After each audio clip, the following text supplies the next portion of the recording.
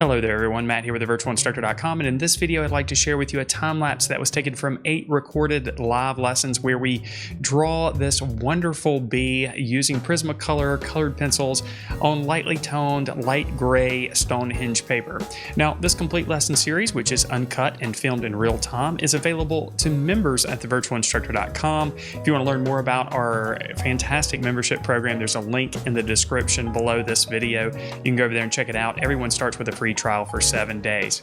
Now, in this lesson series, we do use Prismacolor Premier colored pencils to create this drawing on Stonehenge paper, which is 100% cotton paper. It's a wonderful surface to work on.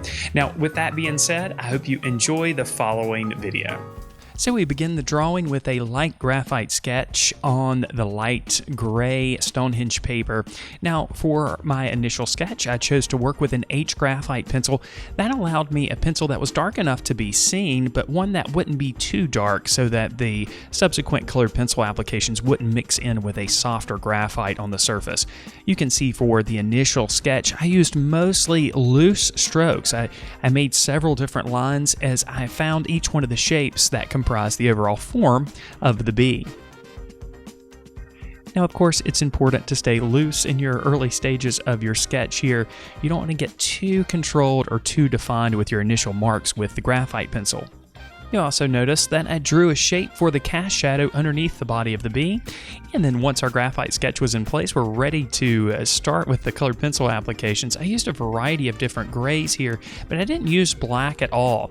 In fact, as you see the black areas, and I'm putting that in quotations, built up, you'll notice that it's a layering process of applying a dark brown like a dark umber and a dark blue like an indigo blue. And this allows you to control the color temperature of the black that you create. So if you want to create a cooler black, you can add a little bit more of the darker blue.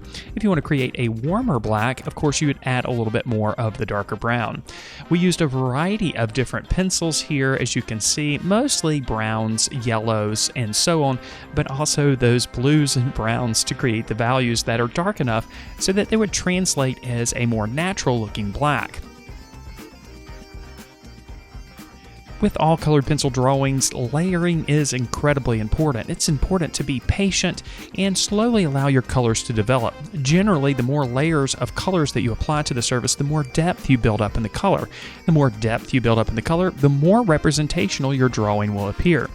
Now, layering also has another benefit, as you can see here as we move back to the middle section of the bee. Our applications are relatively light in the beginning stages, allowing some of the paper to show through, but as we continue to layer the applications, slowly our drawing starts to look more like a painting because the applications become thicker. And this is a hallmark appearance of using colored pencils, of course, to create a drawing that looks more like a painting. And a lot of times colored pencils are used not to their fullest potential, let's just say, by beginning artists. That's because they think that you should only put a couple of layers down and be done, or find the perfect color from your set of colored pencils. And that's not really the case. We really need to build up those layers of applications, essentially mixing the colored pencils on the surface. Now, for the most part, I didn't really use too much of a colorless blender here. I did use it in a couple of areas where I needed to have some of the colors mixed together without adding additional pigment. A colorless blender is essentially a colored pencil without any of the pigment in it. So it's basically just the wax binder in the case of these Prismacolor Premier pencils. That allows us to basically work the colors together without affecting the value or the color too much. And we continued with this trend, working our way back to the back edge of the bee. Now, as I worked, I kept all of the yellows and browns and red browns, we'll call them reddish browns, that I used throughout the process together in one place. This ensured that I stuck with the same colors throughout the drawing. Of course, that leads to harmony and unity in the drawing as well. Now, for the wings, of course, to create that transparent or translucent look, we started with some lighter applications and then progressively layered lighter colored pencils over the top. You can see that that worked the colored pencil material into the tooth of the paper, eradicating a lot of that texture, but still preserving that light value that we needed for those areas. You'll also notice that I've added a little bit of purple here and there. Of course, that purple is going to pop with that yellow because yellow and purple are complementary colors. That means they're directly across from each other on the color wheel. For our back wing, since we didn't have really any information behind it, it was a little bit more tricky to build up those applications here so that we still saw the wing, of course, but it still appeared transparent. So in this area, you can see I'm using some darker grays, also some blues in areas as well, but whatever color I added to the drawing when we were addressing this particular wing, I also applied to the first wing that we addressed as well, again, to ensure that consistency.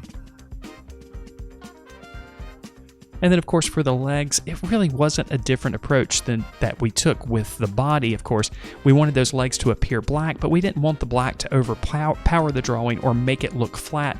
So again, it was a process of layering the dark brown and the dark blue to create those natural looking areas of black. And in areas, of course, we allowed some of that blue to show through and some of that brown to show through as well. And of course, once we had the body of the bee complete, it was time to address the cast shadow. Now for the cast shadow, I started with a medium gray, and then I worked in some slightly lighter grays and slightly darker grays to add a little bit of dimension to the shadow itself. We didn't want a flat shadow here, and since the reference had both a shadow and a reflection in it, and I didn't really want the reflection in the drawing, I stuck with these grays here. Now in this area, I did use a little bit of the colorless blender just to soften up some of the edges of the shadow. As you can see, I'm going over the top of it with a colorless blender and also light grays. But in the end, our colored pencil drawing came out fantastic, and I was rather pleased with the results. So thank you so much for watching this video. I hope you enjoyed it. I hope you were able to pick up a couple of things here and there. If you're new to the channel here on YouTube, I suggest that you subscribe. We cover a broad variety of drawing and painting media and subjects here on this channel. If you want to check out 3 of our course videos and ebooks for free, you can do so. There's a link in the description below. You can go check that out.